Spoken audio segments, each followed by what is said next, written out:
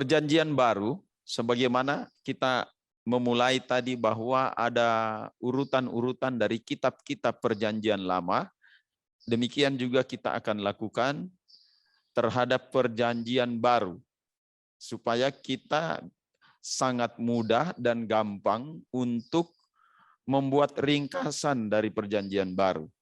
Ya, baik.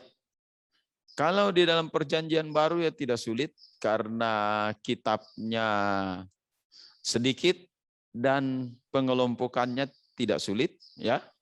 Jadi dalam perjanjian baru kita kenal ya apa yang namanya Injil. Ya. Kalau kitab Injil, ya ini, kitab Injil maksudnya ya, kitab Injil. Karena konteks Injil itu selalu disebut-sebut sebagai tulisan Alkitab, atau bisa disebut juga kabar baik, yaitu Injil. Tapi kalau kitab Injil, maka kita tertuju kepada kitab-kitab yang disebut kitab-kitab Injil. Ya, kitab-kitab Injil itu apa? Matius. Ya, Matius, kemudian Markus. Markus, Lukas, kemudian Yohanes. Oke. Inilah yang disebut dengan kitab Injil. Ya. Dari keempat kitab Injil ini, maka kita temukan di sini ada istilahnya apa namanya ya? Istilahnya Injil sinoptik. Pernah dengar? Iya, pernah. Ya, Injil sinoptik. Injil sinoptik itu adalah Matius, Markus, Lukas. Kenapa dibilang Injil sinoptik? Hampir semua dalam cerita-cerita yang ditulis di dalam Injil ini itu hampir semua ya sama kisahnya. Ya. Itu yang disebut dengan sinoptik. Sinoptik itu artinya ya sama. Jadi hampir semua kisah ceritanya ini sama, hampir sama, ya. Sedangkan Injil Yohanes lain, ya. Nah, itu dalam pembagian kitab Injil. Kemudian kita juga akan nanti melihat kitab Kisah Para Rasul. Ya, kitab Kisah Para Rasul ini adalah kitab yang mengisahkan tentang sejarah gereja mula-mula. Sejarah gereja awal. Ya. Nah, ini kitab Kisah Para Rasul, di mana di dalam perkembangan sejarah gereja awal itu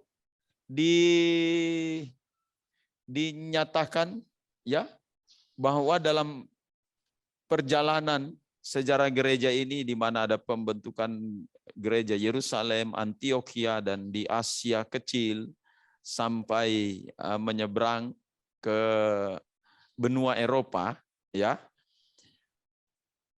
Dalam Kisah Para Rasul inilah ada surat-surat yang ditulis yang kita kenal dengan surat-surat Rasul Paulus dan surat-surat umum. Ya, ini ditulis di dalam kisah ini, ya, surat-surat itu seperti, ya. Nah, kita urutkan saja, ya. Roma, Korintus, apa lagi? Galatia, Efesus, kemudian Filipi, Kolose, Tesalonika, Timotius, Titus, ya. Kemudian Filemon, Ibrani, ya. Yakobus, Petrus, Yohanes, surat Yohanes. Ya. Jadi ini semua surat-surat yang ditulis pada saat gereja mula-mula ini, sejarah gereja mula-mula. Nah, makanya semua surat-surat ini sudah tergabung di dalam kelompok kisah para rasul. Kemudian pembagian yang terakhir yang tersendiri bahwa ini adalah merupakan kitab yang paling terakhir, ya. Kitab yang terakhir yang ditulis paling terakhir yaitu kitab Wahyu.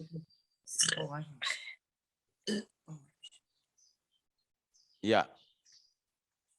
Jadi pembagiannya dalam perjanjian baru ini sangat sederhana, ya.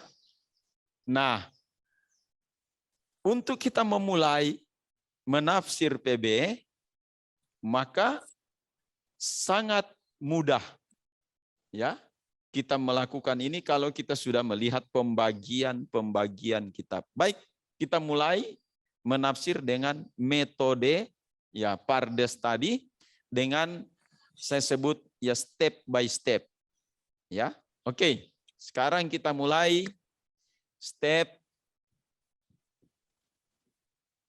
1. Apa itu?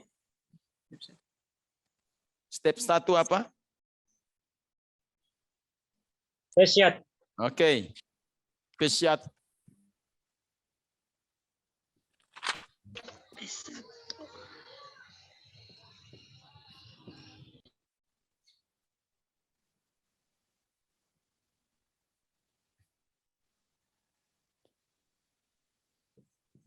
Kalau pesyat, apa tadi yang dikatakan artinya pesyat? Menafsir, menelusuri secara harafiah. Ya, Melihat secara hurufiah. harafiah. Oke. Hurufiah secara letterlek. Oke. Kalau kita mengatakan secara hurufiah, berarti kita mau membuat ringkasan dari seluruh kitab perjanjian baru ini seperti apa yang kita sudah laksanakan di dalam perjanjian lama tadi. Ya. Nah, jadi kita melakukan hal yang sama juga di sini. Baik, ringkasan dari Injil Matius, Markus, Lukas, Yohanes, kita memulai dari, ya, kita lihatnya tipikalnya begini. Injil, ya, kitab perjanjian baru sangat menarik, juga awal dari perjanjian lama itu sangat menarik bahwa ini bicara tentang pada mulanya. Ya.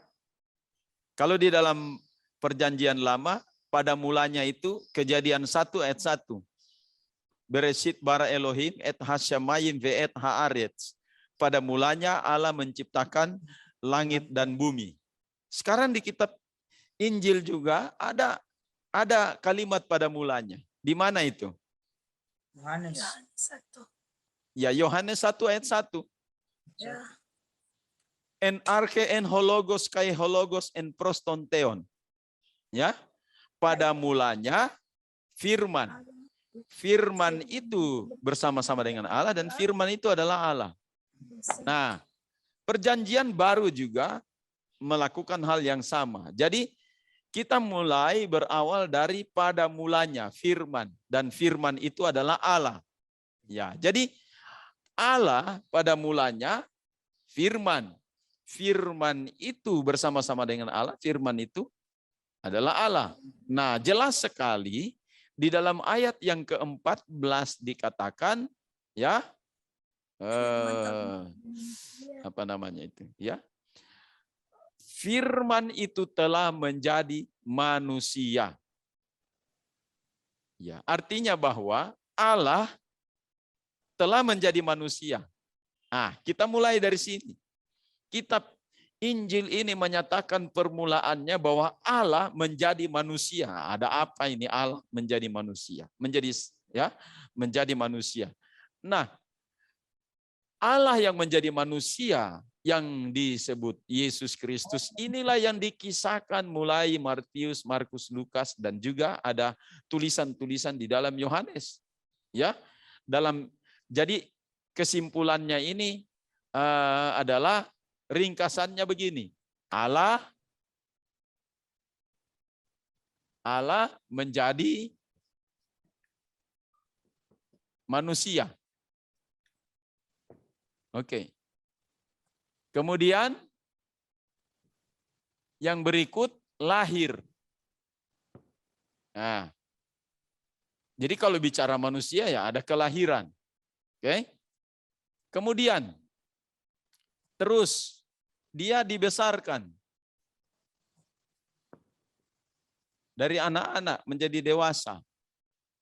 Dalam waktu tertentu ya dia menjalani pelayanan di bumi. Ya. Kemudian setelah dalam pelayanannya 3,5 tahun, dia mati disalib. Kemudian pada hari yang ketiga dia bangkit dari antara orang mati. Setelah kebangkitannya, maka dia ada selama berapa hari pada masa setelah kebangkitan? 40. Ya, 40 hari. 40 hari lagi. Ya, setelah 40 hari, ia Naik ke surga. naik ke surga. Nah, akhir dari cerita atau tulisan dari kitab Injil ini, Yesus terangkat ke surga. Nah, itulah ringkasannya. Jadi dari Allah menjadi manusia, lahir, dibesarkan ya di dalam keluarga Yusuf Maria. Setelah itu dia menjalani sekolah rabi ya. Dalam usia 30 tahun dia sudah menjadi rabi dan pelayanan kerabian juga 3,5 tahun kemudian dalam pelayanannya mati disalib, kemudian bangkit dari antara orang mati pada hari ketiga, 40 hari lagi dia ada, kemudian naik ke sorga. Jadi inilah kisah yang dinyatakan di dalam kitab Injil Matius, Markus, Lukas, dan Injil Yohanes. Nah, ini ringkasan ceritanya. Kemudian kitab Injil ini disambung oleh kisah para rasul. Sambungan yang paling menonjol di situ adalah Injil Lukas, ya. Karena kisah para rasul juga ditulis oleh Dr. Lukas, maka itu menjadi tersambung. Nah, kisah para rasul ini juga dimulai dengan naiknya Yesus ke surga. Kalau kita membaca Injil Lukas kisah para rasul pasal yang pertama, tetapi sebelum itu ia menjanjikan penolong, maka mereka menunggu di loteng Yerusalem, ya. Nah, setelah di loteng Yerusalem, apa sebenarnya pesan-pesan Tuhan yang kuat dalam kisah para rasul ini? Nah, pesan-pesan yang kuat, ya. Jadi kemudian diawali dengan Yesus naik, ya, naik ke surga. Nah, jadi ini sambungan dari Injil. Kemudian Yesus berpesan sebelum naik.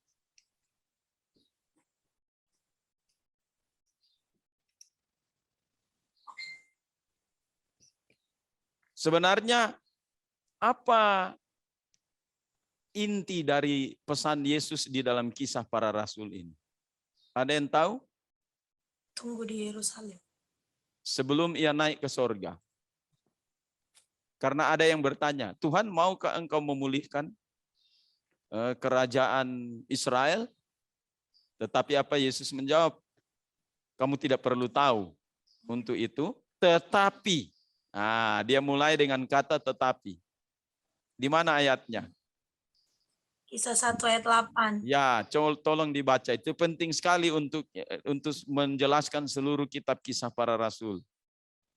Kisah 1 ayat 8. Tetapi kamu akan menerima kuasa kalau Roh Kudus turun ke atas kamu, dan kamu akan menjadi saksiku di Yerusalem dan di seluruh Yudea dan Samaria dan sampai ke ujung bumi. Ya, ini sebenarnya connect dengan pesan-pesan Tuhan yang juga ia kemukakan di dalam kitab Injil. Matius pasal 28 ayat 19-20. Karena itu, apa? Pergilah, jadikan semua bangsa muridku dan baptislah mereka di dalam nama Bapa, Anak dan Roh Kudus, ya. Dan ajarlah mereka melakukan segala sesuatu yang telah kuperintahkan kepadamu, dan ketahuilah aku menyertai kamu sampai pada akhir zaman. Akhir zaman. Ya. Jadikanlah semua bangsa muridku. Jadi di sini juga ditekankan, di sini adalah menjadi saksi di mana?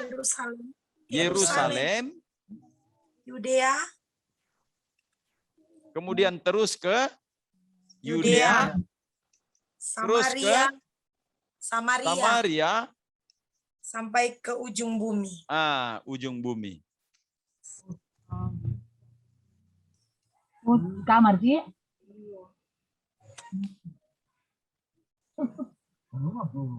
Di mana ujung bumi? Intermezzo sedikit.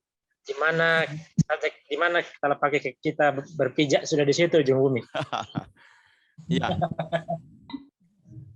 Yang jelasnya dalam teks bahasa Inggris dibilang di situ the end of the earth. Akhir dari di mana kita berada. Saya akan lihat di dalam Alkitab bahasa Inggris ya. Ya.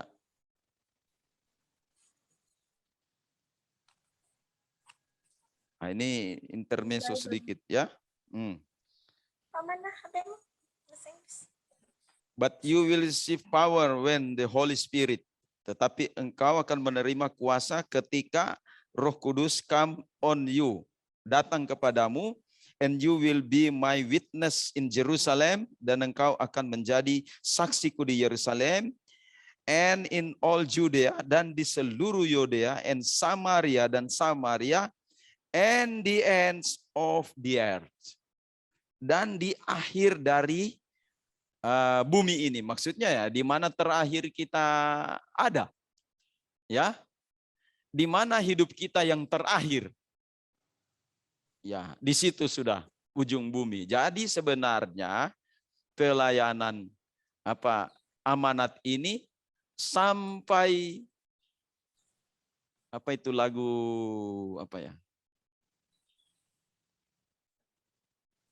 lagu kebangsaan kita itu sampai apa? Ini sampai akhir menutup mata. Di mana kita punya akhir menutup mata sudah di situ, ya. Artinya sampai pada penghabisan kita di mana ada. Ini artinya melayani sampai pada hembusan nafas yang terakhir. Itu ujung bumi. Jadi tidak ada kata istirahat di sini. Ya. Tidak ada kata pensiun. Kalau dalam menjadi saksi Kristus tidak ada pensiun. Ya. Itu sampai akhir. Baik. Ya. Mari kita menguji. Kita melihat janji-janji Tuhan dan perintah-perintah amanat-amanat Yesus Kristus ini dijalankan oleh rasul-rasul atau murid-muridnya atau tidak. Ya. Ini nanti akan dibuktikan di dalam seluruh kitab kisah para rasul.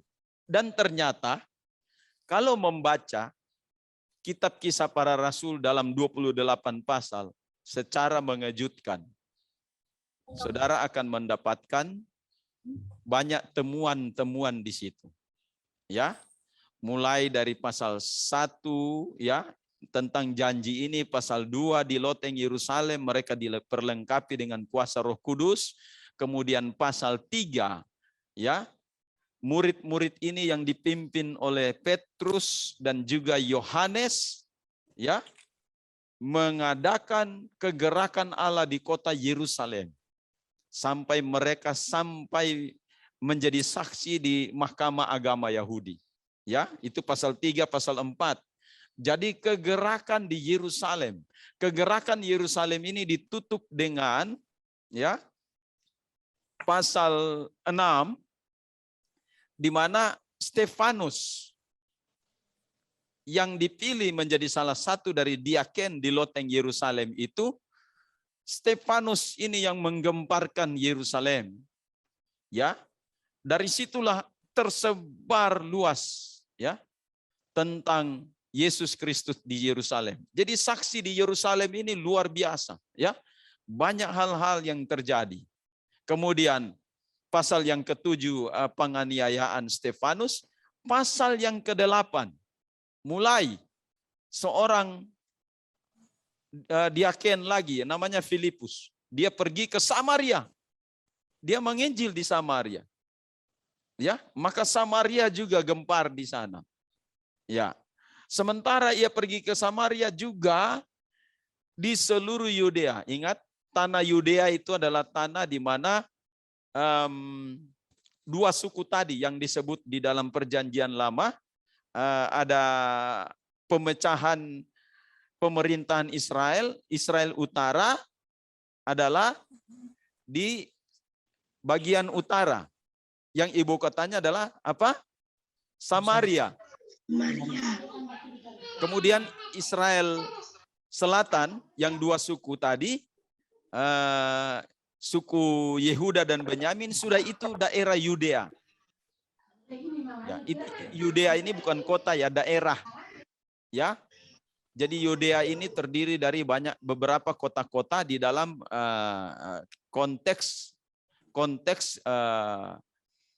apa namanya, pemerintahan Yehuda di masa yang lampau.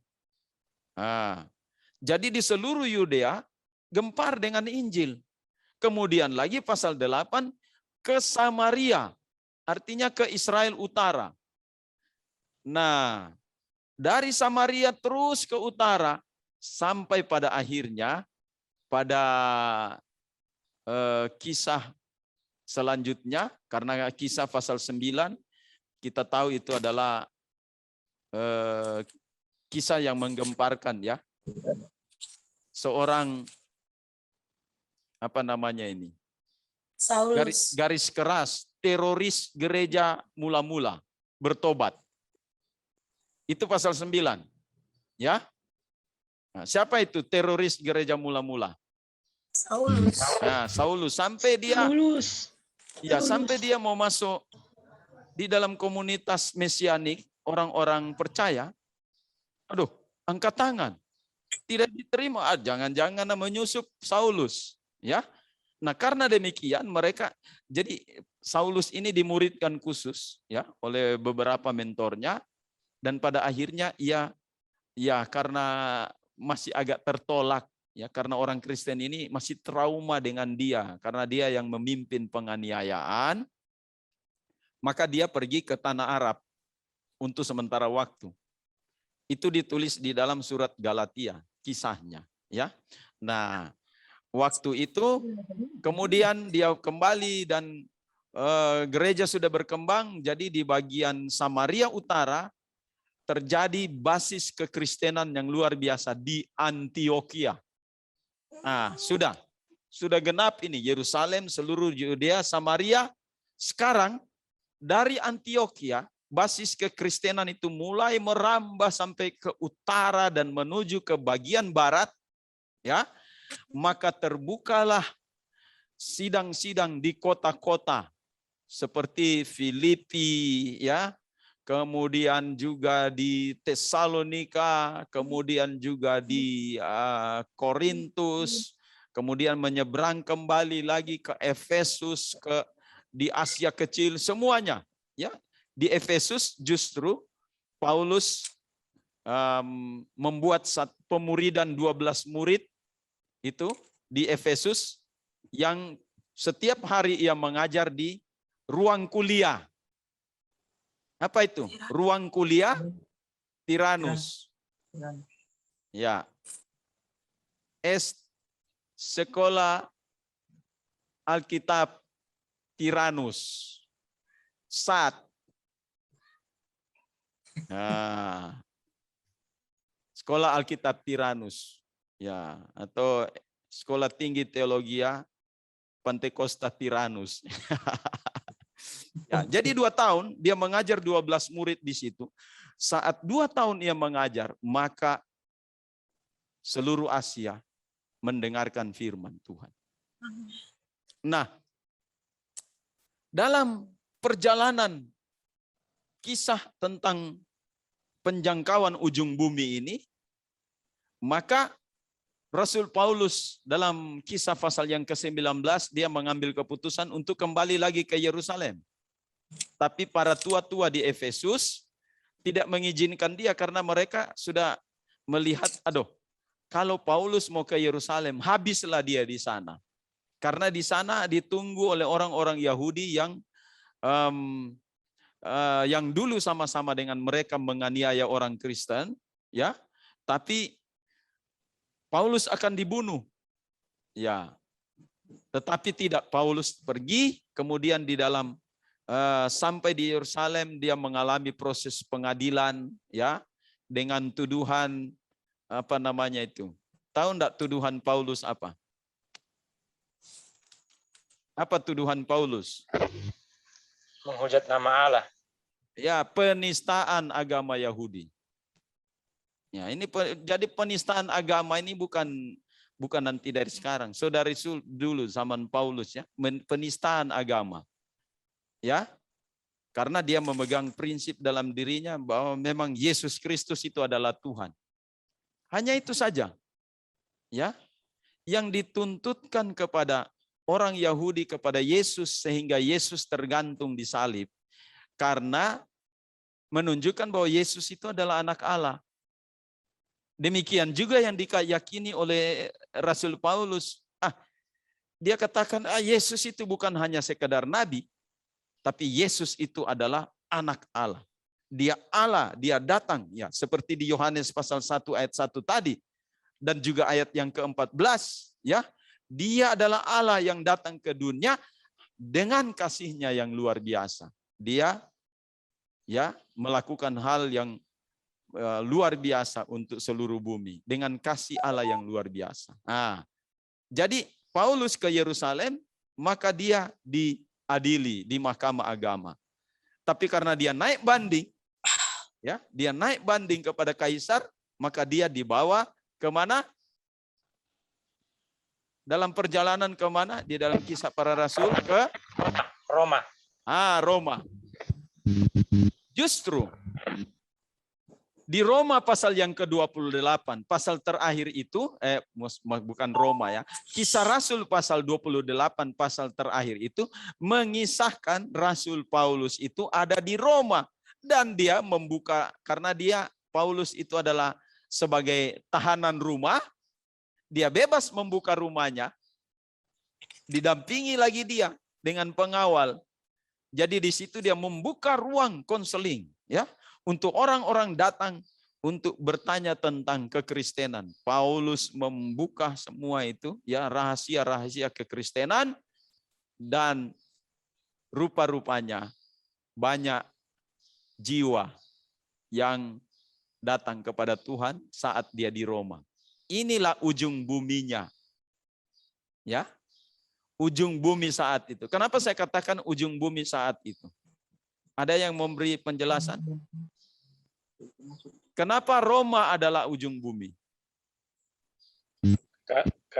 Menurut saya karena pada waktu itu di Roma lah Paulus mengakhiri hidupnya, maksudnya menjadi martir di sana. Ya, itu satu. Ujung bumi bagi Rasul Paulus. Tetapi ujung bumi dalam itu sudah benar. Ujung bumi bagi Rasul Paulus. Tapi ujung bumi bagi seluruhnya umum itu kenapa? Harus Roma. Nah, yang kedua ini. Kenapa? Karena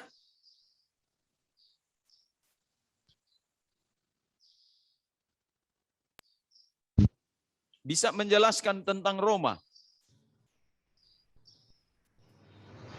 Nah, saya mulai dulu dari mimpi Nebukadnezar dengan yang diartikan oleh Daniel ya.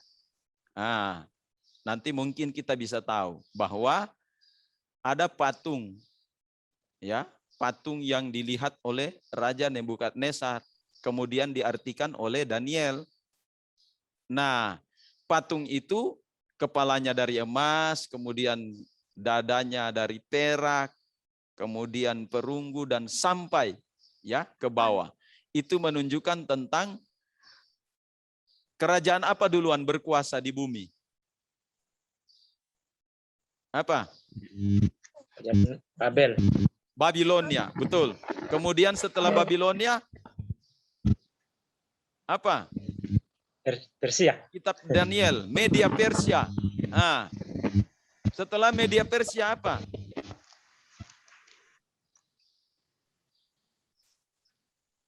Setelah Media Persia berkuasa di dunia, apa? Yunani.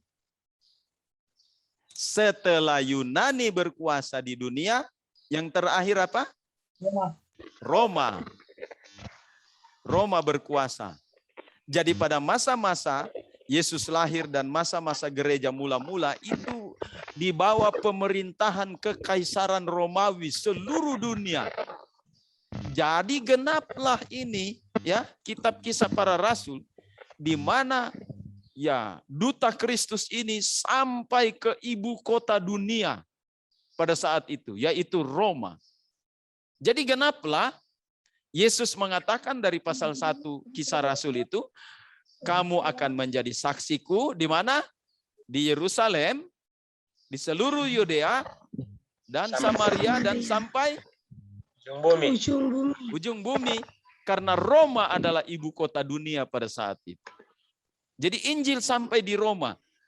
Kisah Rasul ditutup dengan Paulus ada di Roma pasal 28 dan banyak membuka ruang konseling di rumah tahanannya di Roma. Nah, inilah pergerakan.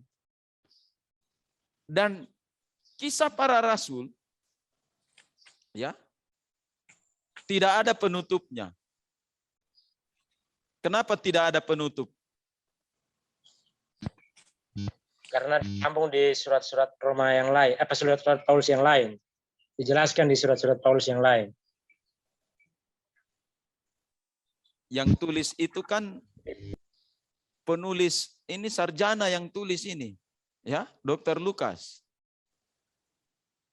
Jadi kalau saudara baca di dalam Injil Lukas, maka di situ kita akan melihat Injil Lukas itu ditulis secara teratur. Ada pendahuluannya, pasti ada penutupnya.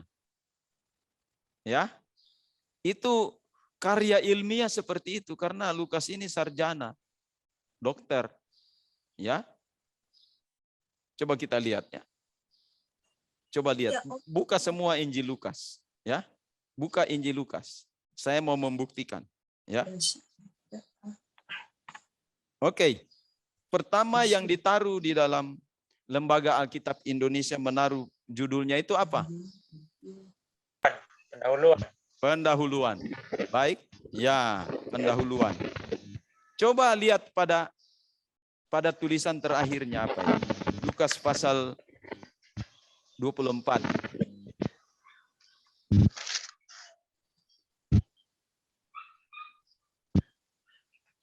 Kenaikan Yesus.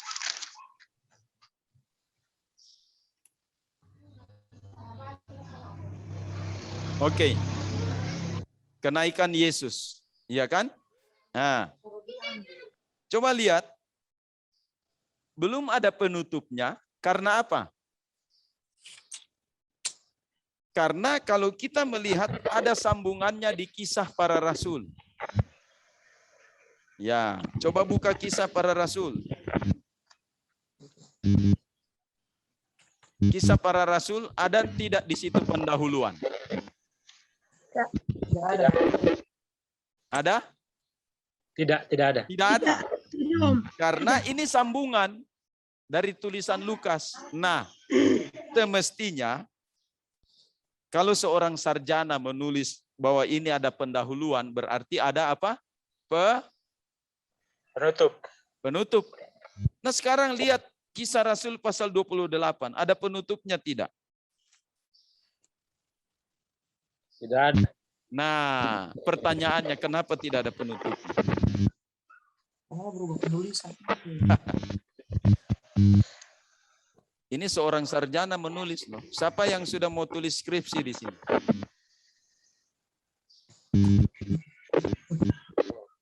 Ada yang sudah mau skripsi? Belum? Nah, kalau penulisan skripsi, ya, kemudian di skripsi itu pendahuluan ada, penutup tidak ada, artinya apa? Itu bukan karya ilmiah. Nanti saya dengan Pastor Esra akan coret ini skripsi ini, bukan skripsi DP nama ini. Karena itu bukan karya ilmiah. Ya, pendahuluan ada, penutup tidak ada. Nah, kenapa begini? Itu artinya bahwa ingat, pemberitaan Injil hanya bisa ditutup dengan ya penutupnya. Ini kan kita bicara tentang pemberitaan kabar baik. Hanya bisa ditutup melalui Matius pasal 24 ayat yang ke-14. Coba dibaca.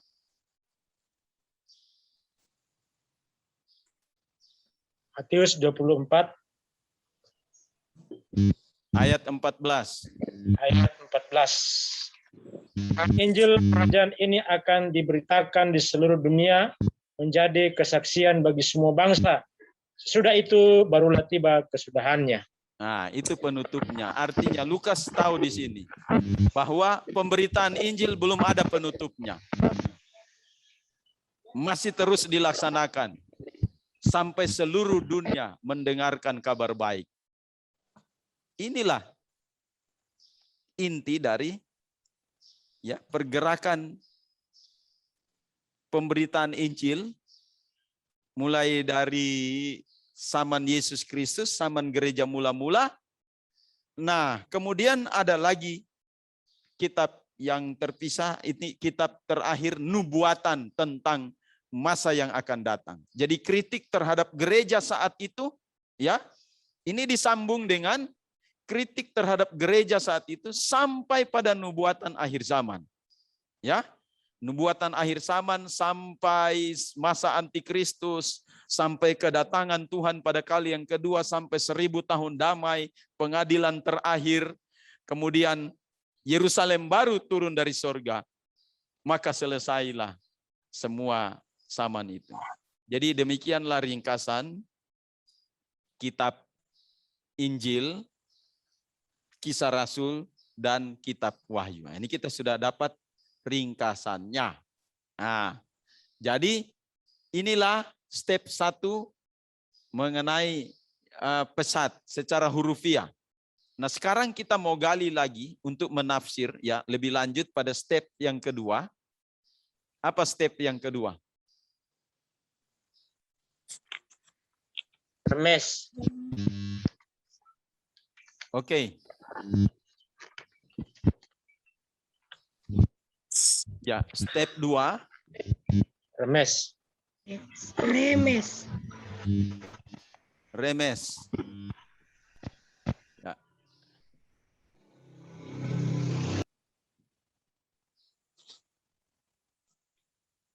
Kira-kira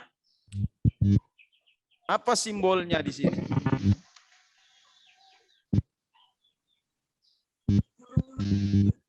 Nah, ingat kita sekarang menafsir PL, PB.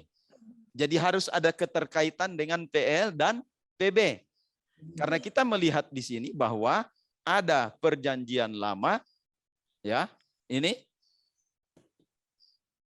Perjanjian lama dan perjanjian baru. Kita bicara tentang perjanjian baru. Kalau simbol atau remes yang dilakukan di sini adalah binatang yang disembelih atau anak domba, maka kita harus ada benang merahnya sampai di sini.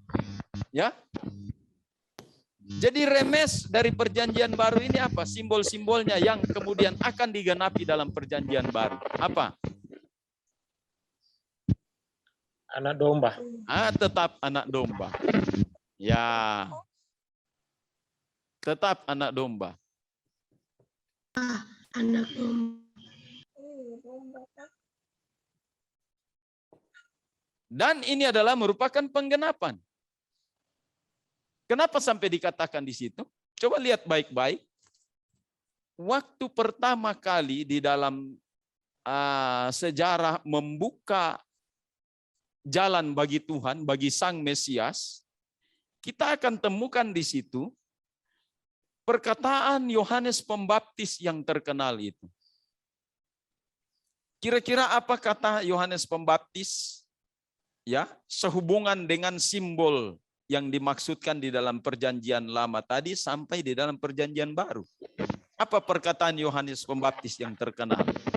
Membuka tali kasutnya pun aku tidak layak. Yang merupakan simbol. Ya. Jadi saya bantu ya. Waktu Yesus atau waktu Yohanes Pembaptis mengadakan pembaptisan massal, pembaptisan pertobatan bagi banyak orang datang. Di sela-sela orang itu kemudian datang pula Yesus. Nah, waktu Yesus muncul di situ, apa Yohanes bilang? Membuka tali kasutnya pun aku tidak layak. Mesias. Sebelum itu, coba baca Yohanes 1 ayat 29.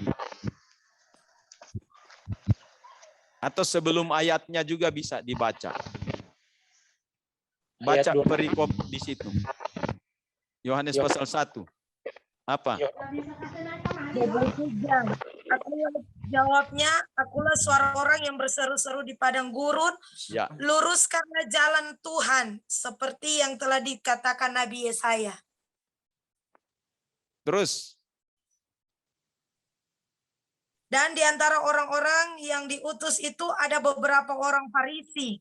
Mereka bertanya kepadanya, katanya, mengapakah engkau membaptis jikalau engkau bukan Mesias, bukan Elia, dan bukan Nabi yang akan datang? Yohanes menjawab mereka, katanya, aku membaptis dengan air, tetapi di tengah-tengah kamu berdiri Dia yang tidak kamu kenal, yaitu Dia yang datang kemudian daripadaku, membuka tali kasutnya pun aku tidak layak. Terus. Hal itu terjadi di Betania yang di seberang sungai Yordan, di mana Yohanes membaptis. Pada keesokan harinya. Ya. Oke, ini. Terus. Pada keesokan harinya Yohanes melihat Yesus datang kepadanya dan ia berkata, lihatlah anak domba Allah yang menghapus dosa dunia. Nah, ini yang dimaksudkan. Ya. Yohanes Pembaptis memahami tentang urutan-urutan prinsip-prinsip anak domba yang ada di zaman Habel, di zaman Adam dan Hawa. Ya. Yohanes Pembaptis juga memahami tentang prinsip anak domba yang ada di Bukit Moria ketika Abraham membawa anaknya ke Bukit Moria dan Ishak digantikan dengan anak domba. Yohanes bisa melihat ya bahwa anak domba itu juga terjadi pada waktu Paskah pertama di Mesir dan membawa bangsa Israel keluar dari Mesir. Yohanes juga melihat bahwa ada anak domba di dalam tata ibadah Israel kuno. Ya, Yohanes juga melihat bahwa anak domba itu yang disebut-sebut oleh Nabi Yesaya. Dalam Yesaya pasal 53, anak domba itulah Mesias dan penggenapannya itu di dalam Yohanes pasal 1 ayat 29 itu Yohanes Pembaptis mengatakan, lihat anak domba Allah yang menghapus dosa dunia. Inilah ya titik terangnya. Jadi remesnya kita sudah dapat di sini, ya, anak domba. Nah, sekarang kita melihat step yang ketiga.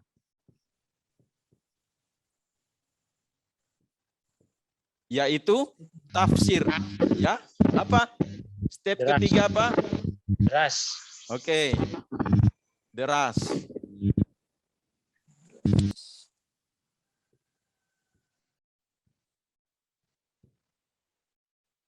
Nah, jadi ingat, waktu kita berada di sini, kita harus padukan pesat dengan deras, dengan remes masuk ke dalam deras. Melihat dari sisi kulturnya, dari sisi prinsip-prinsip sebutannya. Ya, tadi saya sudah sebutkan dengan prinsip-prinsip sebutannya. Bahwa derasnya di sini adalah apa? Rupanya.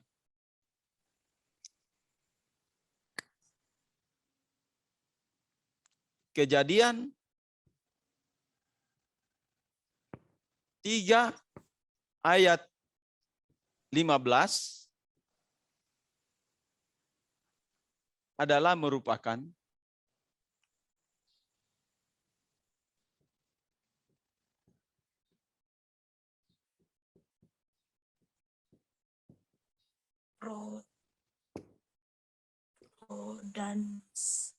baca ini apa?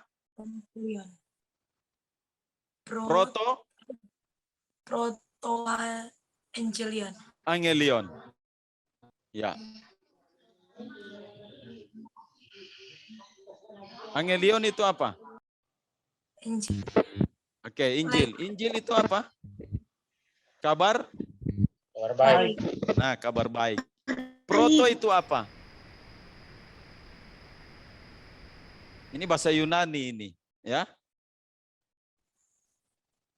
Proto Angelion. Apa proto? Proto itu artinya yang pertama. Jadi, dalam tafsirannya, Injil yang pertama ini sudah ada di Kejadian 3 ayat 15. Ya. Baca ulang itu, Kejadian 3 ayat 15. Coba. Kejadian 3 ayat 15. Aku akan mengadakan permusuhan antara engkau dan perempuan ini, antara keturunanmu dan keturunannya. Keturunannya akan meremukkan kepalamu dan engkau akan meremukkan tumitnya. Nah, ini. Jadi siapa keturunannya itu dari perempuan? Siapa? Manusia. Siapa keturunan dari perempuan? Manusia. Oi. Siapa keturunan yang dimaksud keturunan dari perempuan itu yang akan meremukkan kepala ular? Siapa? Yesus. Nah, inilah Yesus. Sebenarnya Yesus, anak domba itu sudah ada di dalam Kejadian pasal 3 ayat 15. Ya. Di sini dia punya apa namanya? Ya, kekuatan. Ini proto-angelion, artinya Injil atau kabar baik yang pertama. Sekarang pertanyaan yang kedua. Kenapa bukan dari keturunan Adam, tetapi dari keturunan perempuan?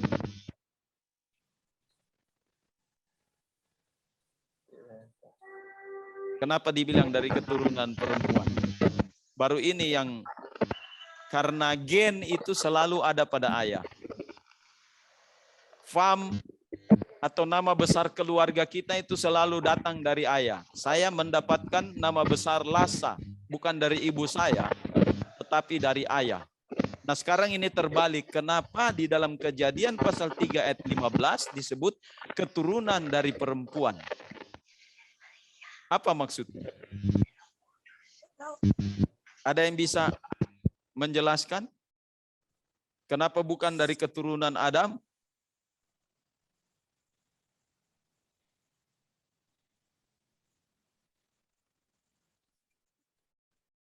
Karena mungkin perempuan yang melahirkan. Iya. Memang perempuan itu melahirkan. Betul, tidak ada Kembangkan juga gereja. laki-laki yang melahirkan atau bencong yang melahirkan. Selalu perempuan. Ya. Gereja, Nah, melambangkan gereja. Mungkin ya. Om.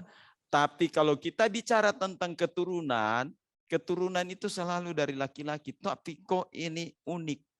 Dia punya keturunan mula. Ya, itu perempuan. Kenapa? Karena keturunan dari laki-laki itu, ya, dari Adam, itu sudah tercemar dengan Dosa. dosa. Gen Adam semua sudah berdosa. Ya. Sekarang yang mana? Itu sebabnya Maria mengandung bukan dari gen Adam. Bukan, Adam itu artinya manusia, ya. Maria mengandung Yesus bukan dari gen manusia. Tetapi dari gen apa? Roh Kudus. Ya, Roh Kudus, ilahi, gen yang ilahi. Inilah maksudnya dari keturunan perempuan. Ya, karena perempuan yang hanya dipinjami kandungannya, ya, untuk melahirkan anak, bukan dari gen manusia tetapi dari gen ilahi. Itulah bahasanya, ya. Proto-evangelionnya itu. Nah, kemudian setelah kita melihat anak domba dalam tafsiran-tafsiran itu, semua perjanjian baru menceritakan all about Jesus. Saudara mau buka di sudut manapun, perjanjian baru itu selalu menceritakan Yesus. Oke, saya buktikan. Ya. Injil Matius. Inti ceritanya adalah apa? Yesus sebagai raja. Oke. Injil Markus selalu menceritakan Yesus sebagai apa? Wah, ini sekolah Alkitab punya pelajaran ini. Hamba. Hamba. Ya, Yesus sebagai hamba. Kemudian Injil Lukas selalu menceritakan Yesus sebagai apa? Guru. Manusia. Manusia. Ya, manusia 100%. Nah, Injil Yohanes selalu mengungkapkan Yesus sebagai apa? Juru selamat. Wah, ini sudah di ruang teologi, ya, sudah lupa yang sekolah Alkitab dulu. Nah, bukan main, ya. Jadi Matius, Yesus raja. Anak Allah. Markus, Yesus hamba. Lukas, Yesus sebagai anak manusia. Yohanes, Yesus sebagai anak Allah. Firman. Allah, anak Allah. Karena dia pada mulanya firman. Firman itu bersama-sama dengan Allah dan firman itu adalah Allah. Firman itu telah menjadi manusia. Nah, itu Yesus adalah Allah. Maka kita yakin bahwa Yesus itu Allah 100% dan manusia 100%. Ya. Jadi semua kita melihat di sini. Semua yang dari kitab, ya, Kejadian ini mengenai domba-domba, ya, simbol domba, sembelihan, itu semua menuju kepada Yesus. Nah, sekarang mari kita melihat benang merahnya itu apa, ya? Benang merahnya apa? Karena semua menunjuk kepada Yesus. Nah, mari kita memulai dengan rencana Allah yang agung mulia. Sebenarnya saya mau tanya dulu. Sebenarnya orang manusia ini sudah ada di hati Allah waktu hari ke-6 penciptaan atau kapan?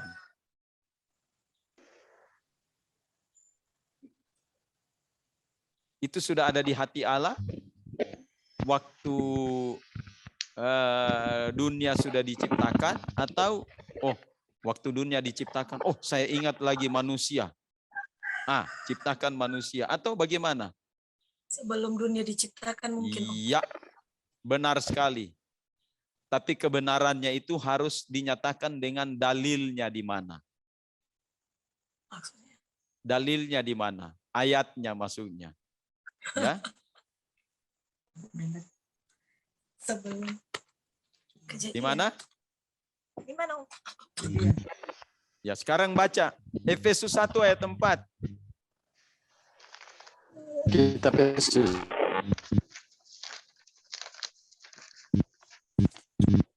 Efesus 1 ayatnya yang keempat. Ya.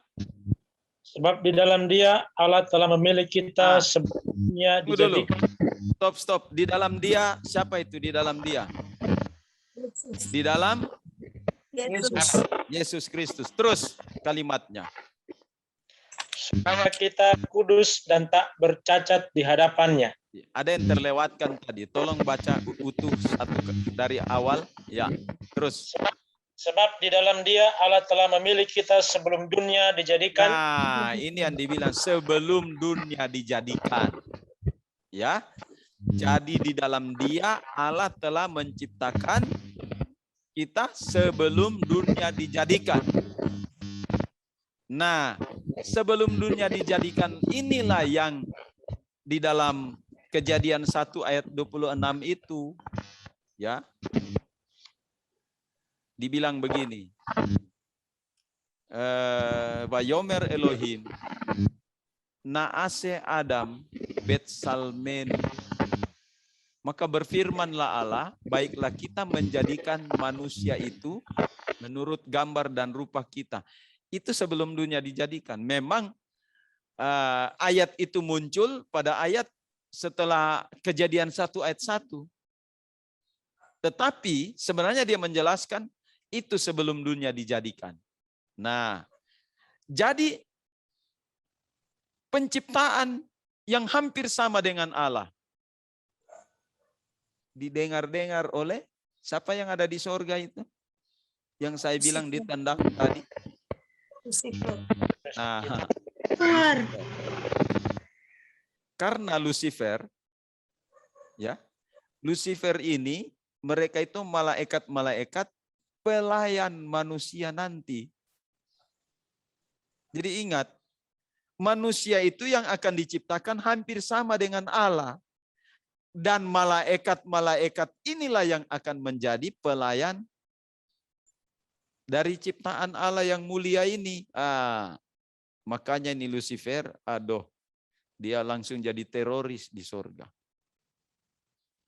Ya, memberontak dia. Bahaya ini kalau begini. Masa dia ciptakan ada yang lebih tinggi dari orang? Nah, itu. Ya. Tafsirannya seperti itu, ya. Jadi kita melihat di sini ini benang merahnya. Nah, saya akan membacakan saja ya apa yang saya tulis di sini sebagai benang merah untuk menutupi kuliah kita pada kesempatan ini ya, dengan satu narasi yang saya sudah tulis di sini. Nah, ini merupakan resume mata kuliah ya. Resume mata kuliah atau kesimpulan dari semua apa yang kita sudah dapatkan selama kita dari kemarin sampai hari ini puncaknya. Saya baca saja ya. Karena ini yang saya juga tulis 2 hari yang lalu setelah mempelajari semuanya ini. Jadi artikelnya begini. Allah memiliki rencana agung mulia atas manusia. Master plan Allahi adalah kerinduannya yang dapat kita lihat dalam Efesus pasal 1 ayat 3 sampai 14. Sebagai konsekuensi dari rencana agungnya, ia pun menciptakan manusia menurut gambar dan rupanya. Kejadian 1 ayat 26 sampai 27. Karena pelanggaran manusia itu mengakibatkan mereka berdosa. Keberdosaan ini mengakibatkan gambar Allah telah rusak Artinya, kerusakan gambar itu menyatakan bahwa manusia sudah cacat, tercela, tidak memenuhi standar Allah yang sempurna. Karena keadaan ini, manusia terhukum. Yang pertama, hukuman pertama, dikeluarkan dari Taman Eden. Artinya jalan manusia sudah tidak menentu. Tidak ada jalan yang menentu. Yang kedua, tidak bersalah atau tidak benar maksudnya. Tidak benar atau salah, selalu salah. Konsekuensi dari semuanya itu adalah terus terhukum.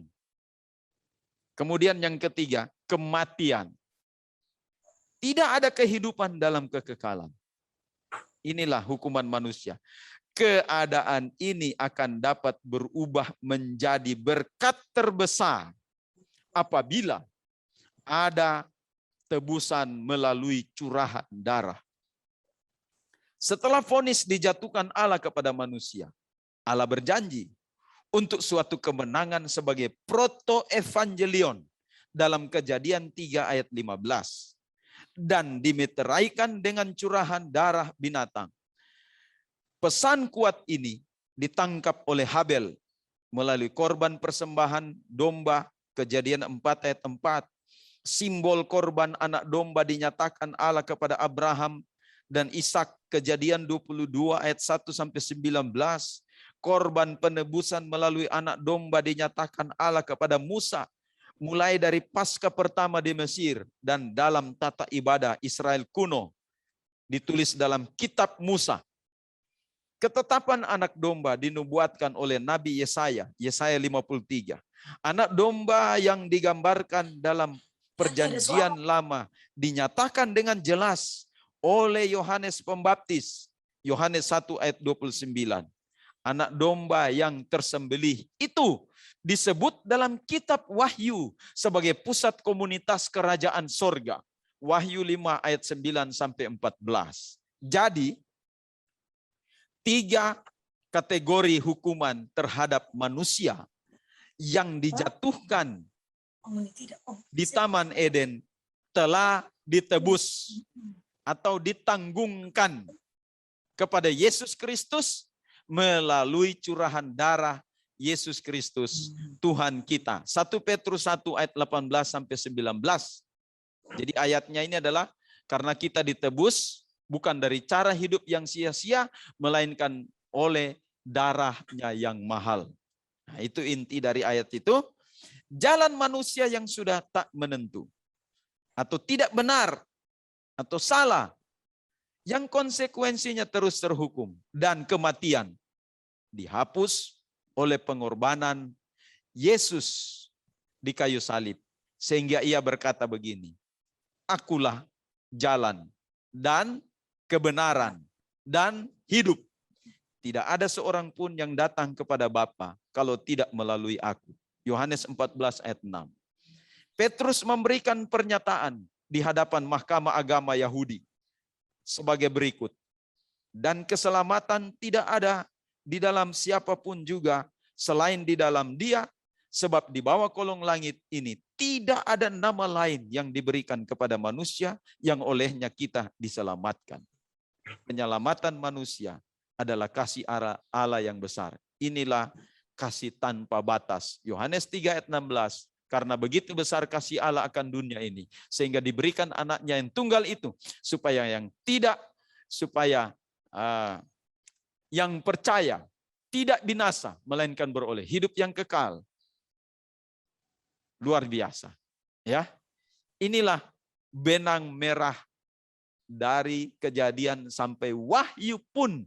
Di dalam Wahyu pasal yang ke-5, di situ waktu di suasana sorga, ada di tengah-tengah itu anak domba yang disembelih, dan 4 makhluk 24 tua-tua itu selalu menyebut kudus, kudus, kudus, anak domba yang tersembelih. Dia layak menerima puji-pujian dan hormat dan kuasa dan kemuliaan sampai selama-lamanya.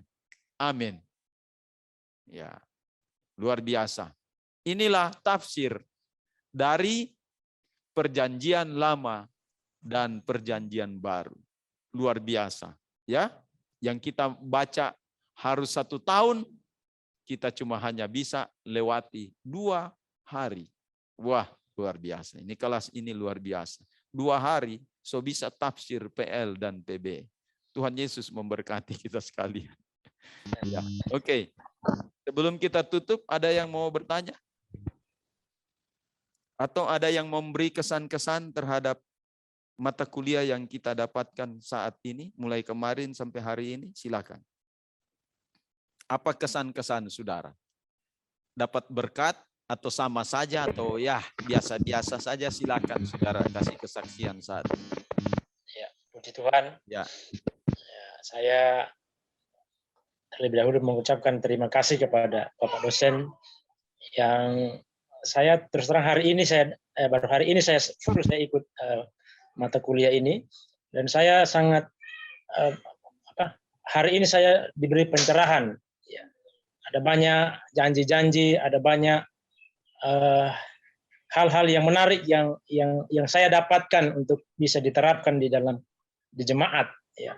Dari anak domba, dari awal kitab Kejadian sampai seterusnya, itu rencana Tuhan tidak pernah gagal seperti kata Ayub. Dan saya percaya ini hal yang saya sangat banggakan. Apa yang saya dapat hari ini, saya mengucapkan banyak terima kasih. Sudah diberi pencerahan, diberikan mata kuliah hari ini. Puji Tuhan. Puji Tuhan. Yang lain?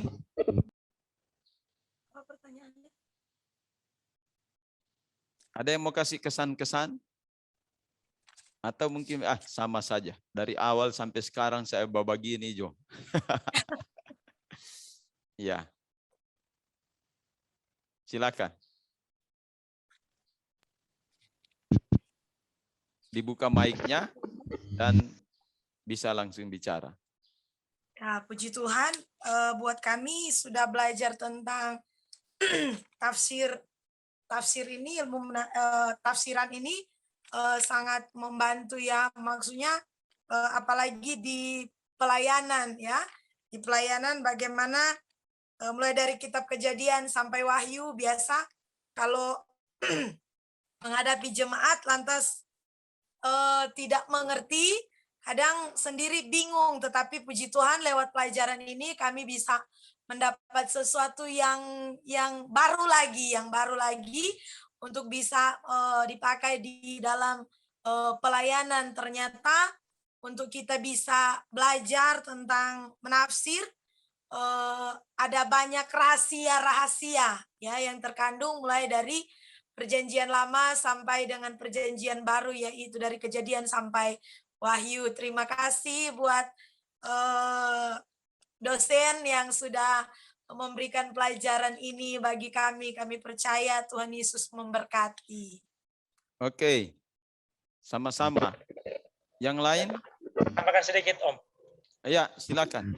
Iya, dengan apa yang diberikan kepada kami hari ini, mempermudah kami sebagai gembala. Ada metodenya ya, untuk mendapatkan sesuatu itu harus ada metodenya, harus tahu asal usulnya, harus tahu grafik, harus tahu semuanya. Saya bersyukur ada metode ini mempermudah, bagi saya sangat mempermudah untuk lebih bisa menggali dan bisa menjelaskan kepada jemaat. Iya, bukan saja bisa ngomong tapi ditahu di usul. Mungkin itu yang saya tambahkan. Ya, karena ada banyak orang menafsir begini, comot sana, comot sini. Ya, dia kasih jadi kebenarannya sendiri. Tapi ini ada dia punya benang merah, ya, benang merah namanya. Ya, oke. Ada lagi? Ada, Om. Ya, silakan. Terima kasih, Om. Dari apa yang dijelaskan oleh Om dari kemarin sampai hari ini, memang menambah wawasan lagi bagi kami gembala-gembala, khususnya saya, tentang metode Pardes ini. Yang Om kasih ke kami cukup sederhana tapi luar biasa. Tidak rumit tapi begitu dalam. Sehingga kami dapat mengerti dengan baik.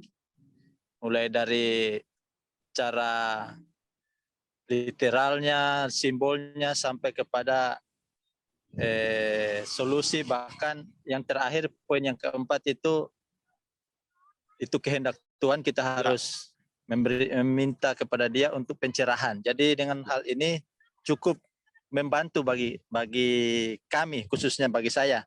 Dan saya juga minta kalau bisa ada modul atau anunya ini supaya kalau biar nanti terang beli Om DP makalah. Iya.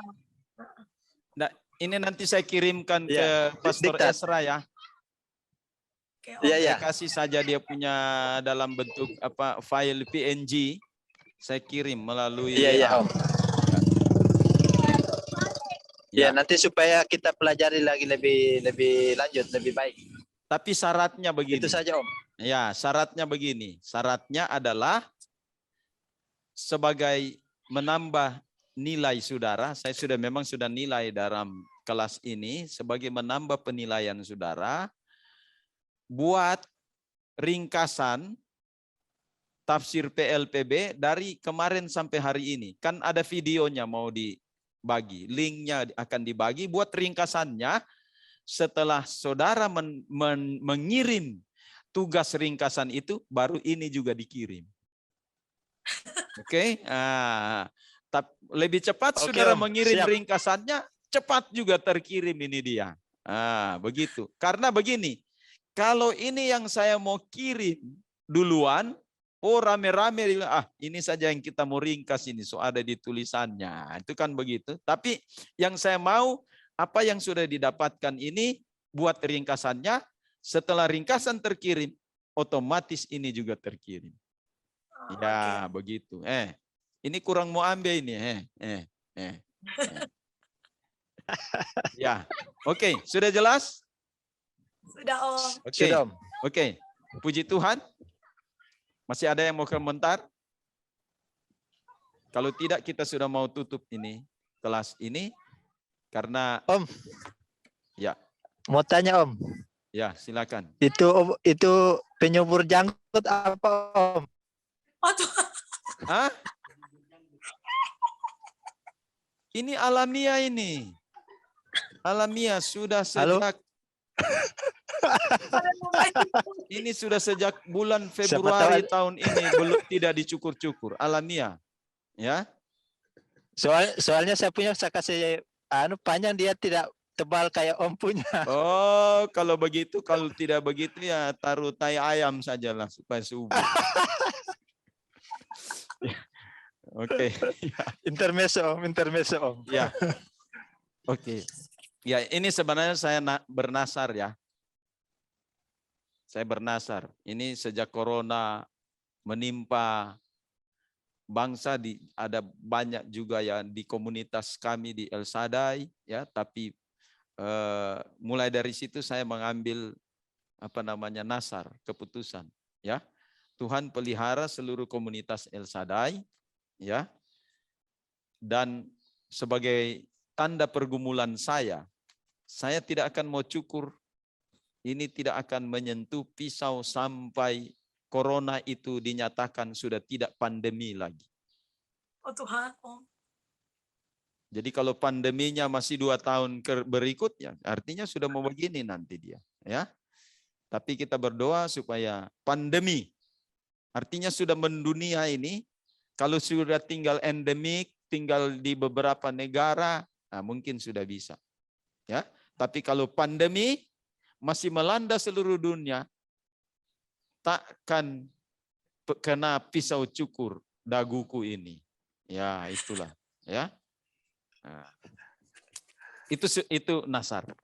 Oke. Baik. Saya pikir kalau jaringan bagus, saya sekarang memberikan kuliah ini merasa seperti tidak ada jarak di antara kita. Ya. Tidak ada jarak. Dia jaringan melihat, Om ini yang bikin iya. suak. Nanti orang berdoa supaya jaringan bagus, tetapi walaupun saya hanya melihat namanya di situ, oh John Sambaling, tapi saya punya muka dilihat toh.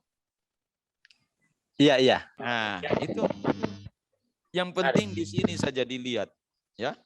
Sampai bukan main sampai jenggot dilihat. Ah, itu. Nah. Tinggal mau dihitung lagi sudah berapa yang warna lain ini jenggotnya ini. Ya. Tapi dia warna hitam semua kok ini dapat lihat, ya. Nah. Ya. Baik.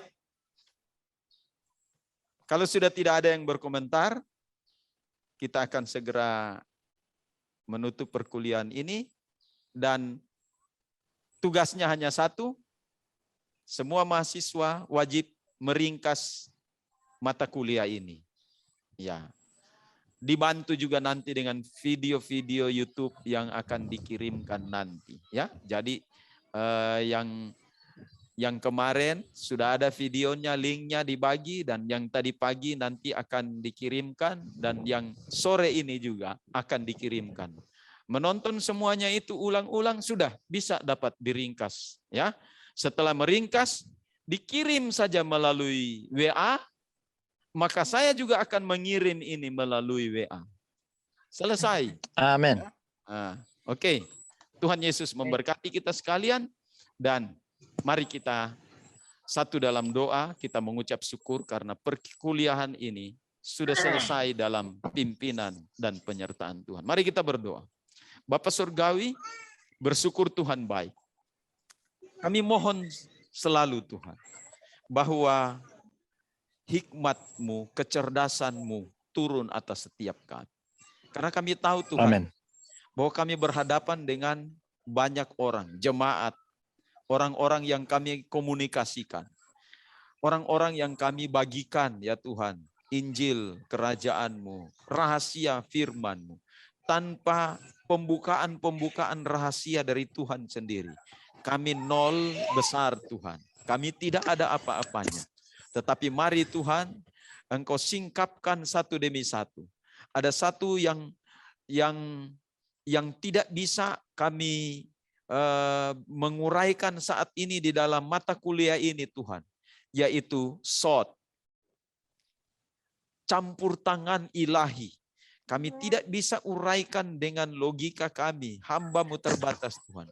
Tapi mari Roh Kudus akan menerangi semua yang kami sudah dapatkan ini, sehingga ada pencerahan plus di dalam setiap yang kami bagikan di masa yang akan datang.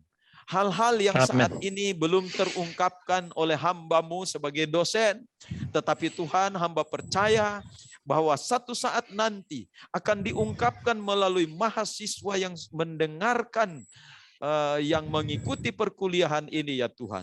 Hal-hal yang belum juga terungkap saat ini juga akan menjadi bagian hamba-Mu untuk diolah di dalam setiap kajian-kajian di masa yang akan datang.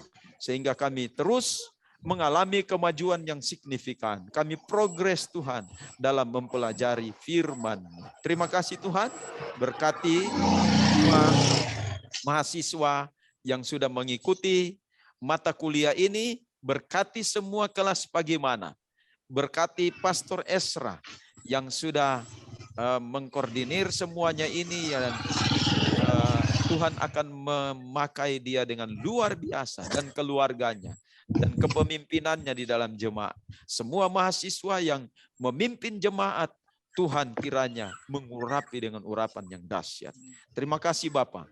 Kami mengucap syukur dan mengakhiri perkuliahan ini di hari terakhir bulan Agustus ini, di dalam nama Bapa, Putra, dan Roh Kudus, yaitu di dalam nama Tuhan Yesus Kristus. Haleluya, haleluya. Amin.